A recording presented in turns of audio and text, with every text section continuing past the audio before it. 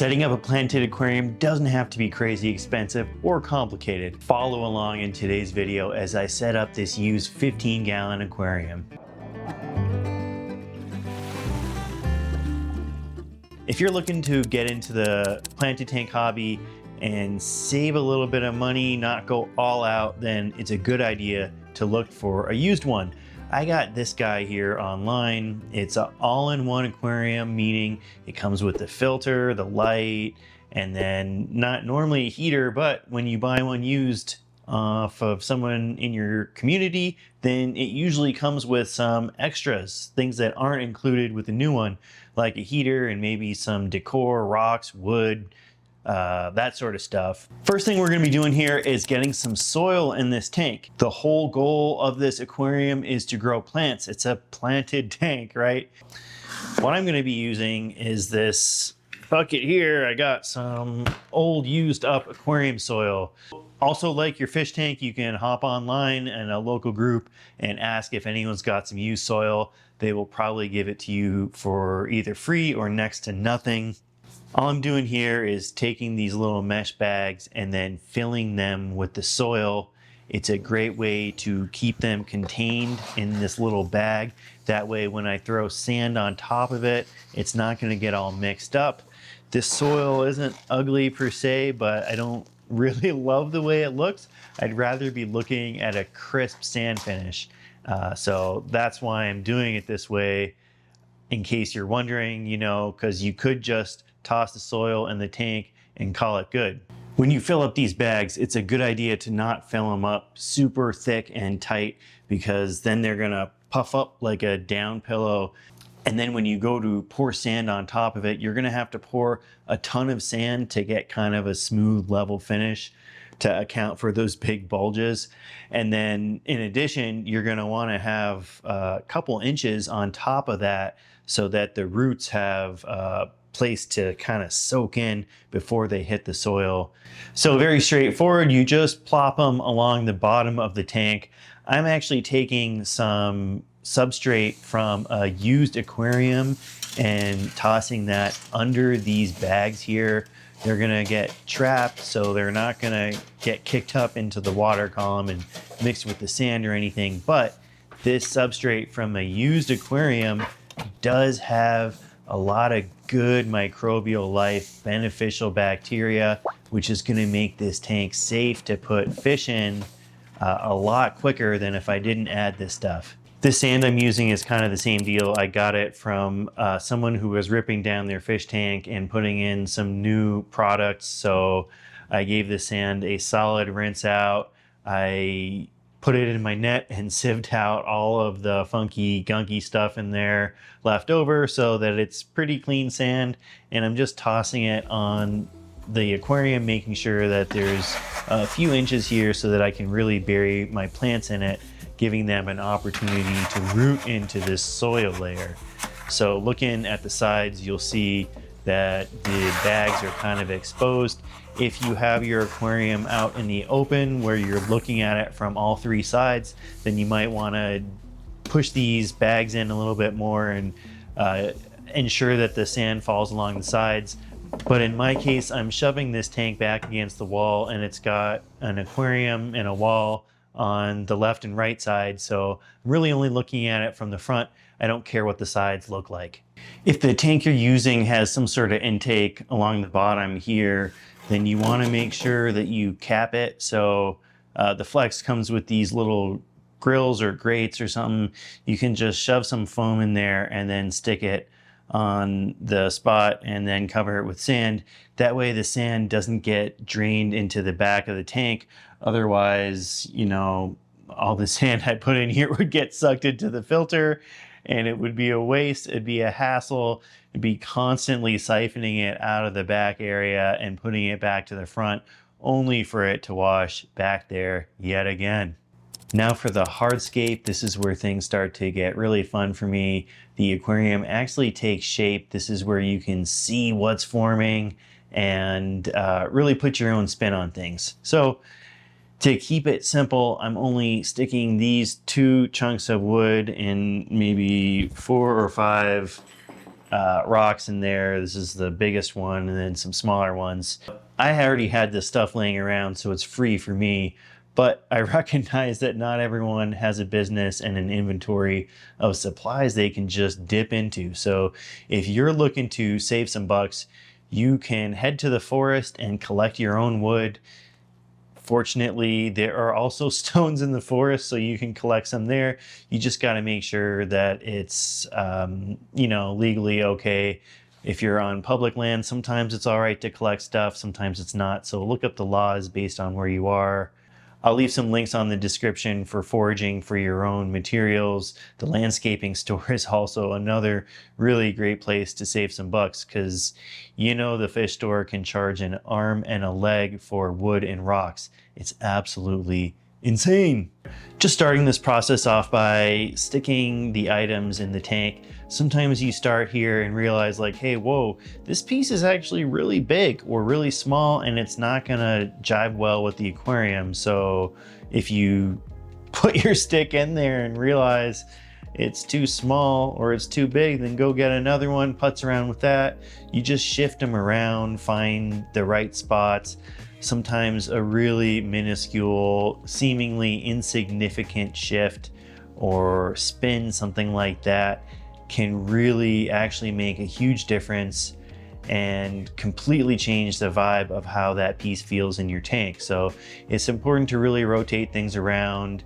Try the wood here, the rocks there, switch them over, shift them around, all that sort of stuff. And eventually you'll get that perfect spot where you think, gosh, this is really a cool look. It's almost like Mother Nature tossed this wood and rock in here all on her own. And then once you throw the plants in there, on top of that stuff, that's when things really look natural. But take your time for this part of the process. It's important that you don't speed it up too much. You really want things to look just right. And, that only comes with time and experience. So really, like I said, take your time, putz around, figure out what looks best. There we have it. 2 pieces of wood and 1 stone in there. Those are going to be the main pieces of a hardscape. If you take a look around, you'll notice that some things were very intentional. For example, I left space behind this wood and rock here. That's because I want to throw some plants back there. I want them to tower over the wood. And then I want to leave the front area pretty open and exposed. I'm gonna finish it with some detail stones and pebbles, that sort of stuff, at the end when everything else is all set up.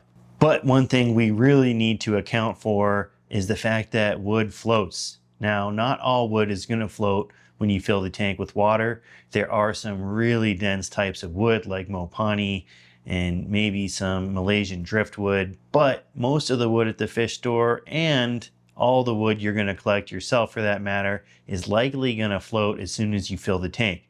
So one thing we're going to have to deal with here is gluing the wood down to the rock. The fastest way to do that is to use a little bit of super glue and paper towel. As soon as you wedge a little bundle of paper towel in between the rock and the wood and then douse it with liquid super glue, you'll see a little bit of steam coming up. That's a sign that a chemical reaction has occurred. The paper towel and super glue have bonded together. They really do form a rock solid item, and that product there is going to bond the wood and rock together. You'll want to do this at a few different spots because 1 anchor point is not as sturdy as 3, which isn't as sturdy as 5 or 6 for that matter. So really, as much time as you want to take to glue this down, go ahead and do that. The only thing you want to consider is it's not super fun to look at glued paper towel. So I always try and do that back, on the hind end or back end of the visual line of sight of the aquarium. If you have time, you can use silicone, put some daubs down there and let it dry and cure, all that stuff, for 24 hours. But if you're like me and you're a very impatient human and you just want to get it done, the liquid super glue and paper towel is great because it's a 30-second process.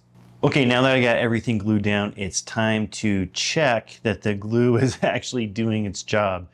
So First thing I do is I just use my finger, tap, tap, tap. And if my finger doesn't get stuck to the wet super glue, that's a good start. But basically when I tap on it, I want to see that the paper towel has become rock solid. Then I pick up the wood a little bit and make sure the rock moves with it.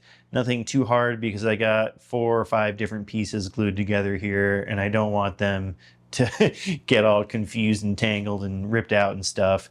Alrighty, now for the best part, plants. Okay, so I got some plants here. Again, I have so much stuff on standby. It's easy for me to use kind of leftover items. But if you're looking to do things on the cheap, then again, just go online, post on Facebook, join like a local aquarium group. Hey, looking to set up a planting tank. Does anyone have any clippings they'd be willing to sell? I oftentimes will give away like half of a 5-gallon bucket worth of plants, just clippings through my various jobs throughout the week. Moving on to the plants that I have, I am keeping things very, very simple using just a bunch of cryptocoryne, crypt undulata. This is a relatively tall, easy to grow plant. What I'm gonna do is I'm gonna start by ripping off all these excess roots, this bundle here, and then starting with, you know, this much root growth here, just an inch or two. That's a really great way to encourage your plant to send out new roots when you put it in the tank. So I'm gonna go through, rip off all the roots on those, and then stick them in this corner here. That way the leaves will kind of flow over the chunk of wood. Since I'm putting a beta in this tank, I want there to be a lot of cover around the top. And then this wood chunk here is somewhere that I know my lazy beta will enjoy laying down close to the surface. That way he can pop up for some air and then back down because he's a kind of a lazy fish. Like a lot of betas are. Depending on how long you take to set your tank up, you're gonna wanna spritz down these leaves. I've had these plants in a bucket for a few days. Otherwise, they probably would be fine for this planting process, but yeah, I don't really wanna take any chances with them drying out. So yeah, just a little spritz bottle, not a big deal. Now I'm gonna add a couple types of epiphytes, Anubias here, and then some dwarf Java fern. These are cool plants because they don't need to grow in the substrate. That's what I'm talking about, epiphytes. You can just take them and like wedge them in between some cracks in wood there, and then they'll just keep growing. This I want to put up kind of towards the top. This is going to be a spot that I think the beta is going to enjoy hanging out in these leaves, especially as this plant grows towards the top of the fish tank. That's a really cool one. A few more epiphytes here. This is Anubias Nana Petite, just a small version of the stuff I had just put in. And there's many, many different species of Anubias. You can find different sizes and shapes. So many different types available, even different colors. And then this guy here is a Bucephalandra. It's very similar to the Anubias in how it grows. You don't want to stick it right in the substrate. Just wedge it in between some wood there like that, and it should grow just fine. Gonna go through here and just add some chunks of stone. Just helps to break things up. You don't want to have too much smooth open substrate. It looks just a little funky, not completely unnatural, but so I guess boring, maybe boring is the right word. You want to add some detail stones here and there just to kind of help spruce things up. And like I said, this is supposed to be a simple beginner-friendly setup, so we're not doing anything crazy with this stone.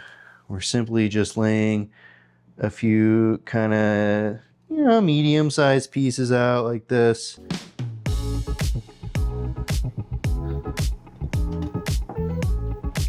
Switch that around. And then now that I got some stones in here, it'll be a little bit easier to add these last few plants that I was wanting to add, because I can kind of wedge them in place. You know, tuck this guy right in between those rocks. That way it's weighted down. Wedge this guy right in the little gap there between the wood and the rock. And now it's time for the last two plants here. Again, I got this big bundle of root here. Always a good idea to trim excess root. Just like that. Plop the root off. And then we want to stick this bulb here. It's a lotus, and it'd be the same for a lily. You got this, almost looks like a bean or a pod, some sort of woody material there. You want to stick that, most of the way under the soil, not completely under, but most of the way. That way it's gonna stay in place, but it's not going to suffocate. That's the kind of thing you need to have at least partially exposed. Now, a great way to finish any tank is with some detail stones like these guys. Just gonna scatter them around. Don't want to think too much about where they're going, but you do want to mix them about, give them a nice even spread. And I like to kind of keep them all up closer to the base like this, and then go through with some really fine rocks like that, just scatter them about. And these are things that I just collected myself. It's granite. Granite is completely aquarium safe. Haven't even rinsed this stuff off. So there's some twigs and pine needles in them, because I did collect them in the forest.